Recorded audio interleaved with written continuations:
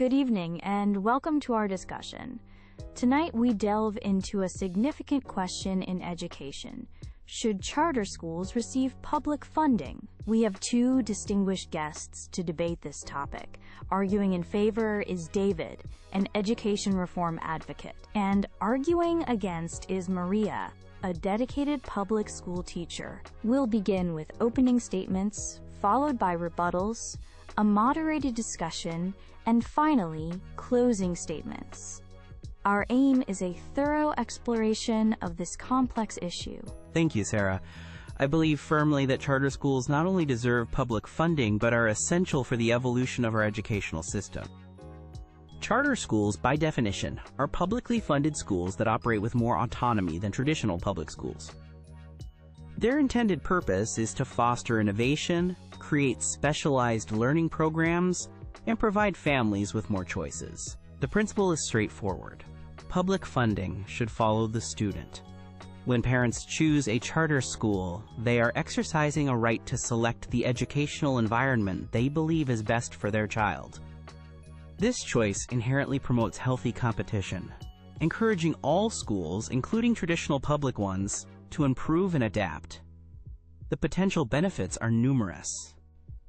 Charter schools can offer specialized learning environments tailored to specific student needs or interests, whether it's STEM, arts, or project-based learning.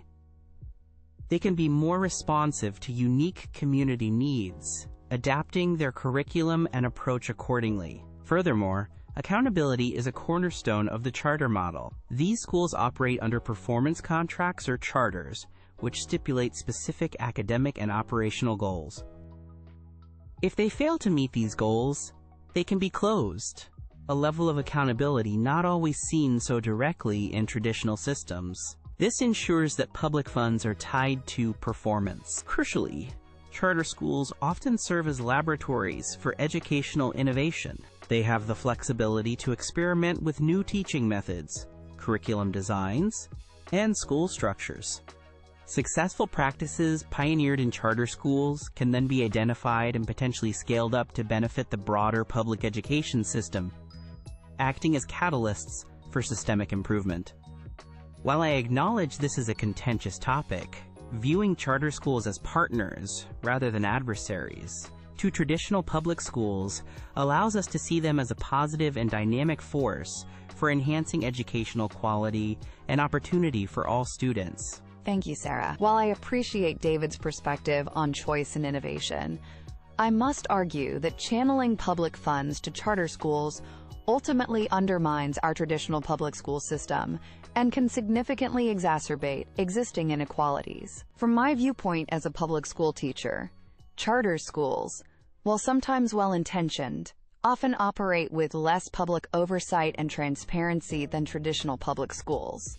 Their autonomy can be a double-edged sword. The core of my argument is this: public funds are a finite resource, and they should be primarily invested in strengthening our existing public schools, which are mandated to serve every child, regardless of their background, abilities, or needs. These are the schools that form the bedrock of our communities. Diverting funds to a parallel system, like charter schools, inherently weakens the institutions that accept and educate all students. I have serious concerns about several aspects of the charter school model, particularly when public money is involved.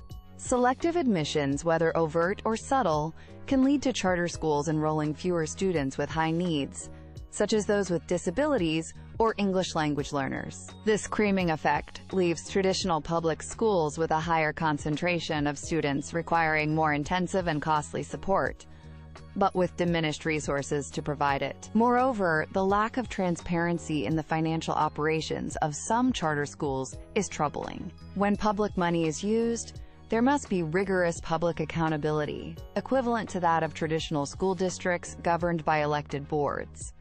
The potential for profit-driven motives, especially with for-profit charter management organizations, raises ethical questions about whether the primary focus remains on student well-being or financial gain. The impact on traditional public schools is undeniable. Each student who leaves for a charter school takes a portion of public funding with them, but the fixed costs for the public school Building maintenance, core staff, bus routes don't decrease proportionally. This leads to a slow erosion of resources. We must prioritize equitable education for every child. This means ensuring that our neighborhood public schools are vibrant, well-resourced, and capable of meeting the diverse needs of all students, not creating a system that offers perceived advantages to some while potentially disadvantaging many others. Maria raises valid concerns about resource allocation, but I believe the perspective that funding, quote, follows the student is fundamentally about empowering families and ensuring efficient use of public money. It's not about depriving public schools, but about investing in students wherever they are best served. The notion that charter schools are overly selective is often a misconception. Many charter schools, particularly in urban areas, utilize lottery systems for admission precisely to ensure fairness and equal opportunity. They often serve high percentages of low-income and minority students, sometimes with remarkable success where traditional systems have struggled. Regarding innovation, while traditional schools can indeed innovate, the bureaucratic structures they often operate within can make rapid adaptation more challenging. Charter schools, with their greater autonomy, can pilot new approaches more nimbly. These aren't just minor tweaks. They can be significant pedagogical shifts that, if successful, provide valuable models. And on accountability, the ability to close a failing charter school is a powerful mechanism. If a charter school isn't delivering on its promises to students and the community, its charter can be revoked. This performance-based contract is a direct form of accountability that ensures public funds are tied to results, a measure that can be less direct in larger, more entrenched systems. David, your point about funding following the student sounds equitable in theory, but it overlooks the reality of stranded costs that traditional public schools face. When students depart, schools don't just lose the per-pupil funding. They are still left with fixed operational costs for buildings, utilities, and tenured staff that cannot be instantly downsized. This creates a significant financial strain. As for innovation, many so-called innovations in charter schools are practices that public school educators have known about and advocated for years. Smaller class sizes, more individualized attention, project-based learning. The barrier isn't a lack of knowledge, but a chronic lack of funding and resources in traditional public schools to implement them widely. Furthermore, the transparency and oversight argument remains critical. While some charter schools are well-run, the sector has seen numerous instances of financial mismanagement, lack of public disclosure, and governance by appointed, rather than democratically elected boards. This is a stark contrast to traditional public school districts, which are accountable to their local communities through elected school boards and open records laws. So while closing a failing charter school is a form of accountability, it doesn't address the systemic issues created by a parallel system that can fragment communities and potentially lead to a less equitable distribution of resources and opportunities overall. The focus should be on improving the system that serves everyone. Thank you both for those robust rebuttals. Let's delve deeper. David, Maria raised significant concerns about transparency in charter schools. How do you propose ensuring that public funds are being used responsibly and with full public disclosure when their oversight structures can indeed differ quite substantially from traditional public schools? That's a fair question, Sarah. Firstly, it's important to note that charter schools are public schools and are subject to financial audits and public reporting requirements, just like traditional public schools. The specifics might vary by state, but the framework for accountability is there. Many states have charter authorizers whose explicit role is to provide rigorous oversight, including financial probity. Furthermore, the performance contracts I mentioned earlier often include financial transparency clauses. If a charter school isn't managing its funds appropriately, it risks non-renewal of its charter. The push for even greater transparency is ongoing and something I support. We could, for example, advocate for standardized financial reporting templates for all charter schools and ensure that their board meetings are as open and accessible as those of traditional public school districts. The goal is accountability, regardless of the school model. Maria, David consistently argues that charter schools provide necessary choice, especially for families in districts with historically underperforming schools. If we were to limit or not fund charter schools, what are the immediate, practical solutions you envision for these families who feel their children are not being adequately served right now? That's the crux of the issue, Sarah. The frustration of those families is entirely valid. However, creating a separate system isn't the most effective long-term solution. The immediate solutions involve a massive reinvestment in those very underperforming public schools.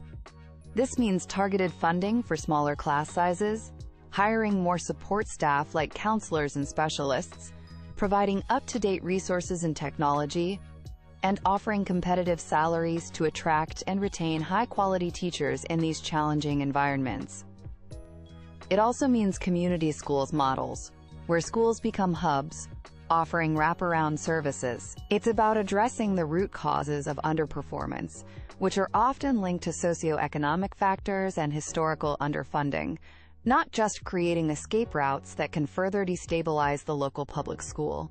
It requires political will and sustained investment in the public good. David, a frequent criticism which Maria touched upon is that some charter schools, even with lotteries, might, quote, cherry-pick students, perhaps by counseling out more challenging students, or not having the resources for those with severe disabilities, thereby leaving traditional public schools with a higher concentration of students who have greater and often more expensive needs. How do you respond to that specific concern? The cherry-picking accusation is a serious one, and I don't dismiss it lightly. However, comprehensive studies on this topic have produced mixed results, and many charter schools actively seek to enroll and effectively serve students with diverse needs. Federal law, in fact, mandates that charter schools must serve students with disabilities. Where issues exist, they should be addressed through stronger oversight and clearer enrollment policies. Perhaps authorizers need to be more stringent in ensuring that charter schools are equipped and committed to serving all student populations. The solution isn't to discard the model, but to refine it and enforce equitable practices rigorously. Furthermore, some charter schools specialize in serving students with particular needs, including those at risk or with disabilities, and achieve excellent outcomes. It's not a monolithic sector. There's great diversity within it. Maria, David mentioned that if charter schools are subject to closure for underperformance, this represents a stronger, more direct form of accountability than is sometimes seen in traditional public systems, where underperforming schools might linger for years without drastic intervention. Do you concede that point, or see accountability differently? Closing a school, whether charter or traditional, is a drastic measure with significant disruption to students, families, and staff. While it might appear as decisive accountability, it doesn't necessarily solve the underlying educational challenges for the displaced students, who often end up back in other struggling schools. Accountability in traditional public schools is multifaceted. It includes elected school boards accountable to the community, state oversight, standardized testing for better or worse, and public reporting. The challenge is often not the lack of accountability mechanisms, but the lack of resources and support to act effectively on the information those mechanisms provide. True accountability should be about continuous improvement and support, not just a punitive pass/fail system that can be particularly harsh on schools serving the most vulnerable populations. It's about capacity building within the public system for all schools. If I may, Sarah, the idea isn't that closure is the only form of accountability, but it's a critical backstop. The existence of that possibility, that a school can lose its right to operate if it consistently fails its students, creates a powerful incentive for performance that is sometimes less direct in a large, tenured bureaucracy. It's about responsiveness to student needs. But David, that responsiveness can come at the cost of stability and community cohesion. And who defines failure? Standardized test scores alone don't capture the whole picture of a school's value, especially for schools dealing with immense societal challenges. We need a more holistic view of school quality and accountability for all public schools, charter or not. In closing, I want to reaffirm my conviction that public funding for charter schools is a vital investment in the future of education. These schools are, at their core, public institutions, committed to educating our children. They offer invaluable choice to families, particularly those who feel underserved by their current options. This choice fosters a healthy dynamism within the broader educational landscape. Charter schools are also crucial engines of innovation, providing fertile ground for new teaching methods and educational models that can ultimately benefit all students, everywhere.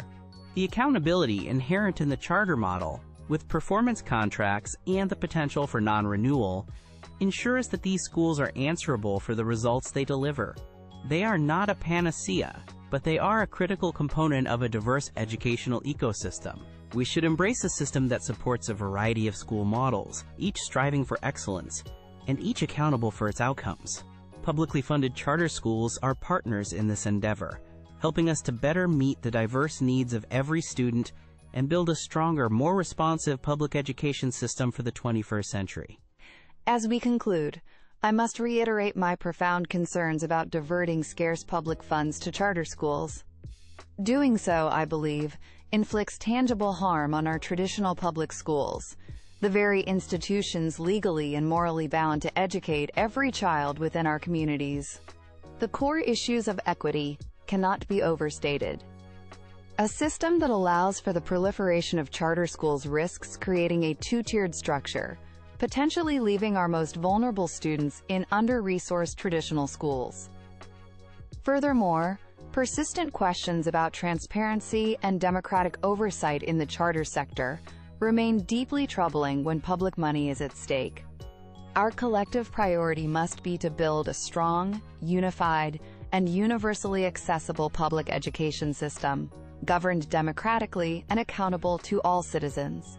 This requires not fragmentation, but a renewed and substantial investment in our existing neighborhood public schools. Let us channel our resources and our energies into ensuring these foundational institutions have everything they need to effectively serve all students. I urge us to prioritize the common good, the principle of equal opportunity, and the enduring strength that comes from a truly comprehensive public education system for all. Thank you, David, and thank you, Maria, for your passionate and insightful contributions to this important debate. You've given us a great deal to consider. We've heard compelling arguments on both sides, highlighting the complexities of school choice, funding equity, innovation, and accountability in education. We encourage our audience to reflect deeply on the points raised this evening as we all consider the best path forward for our students and our school.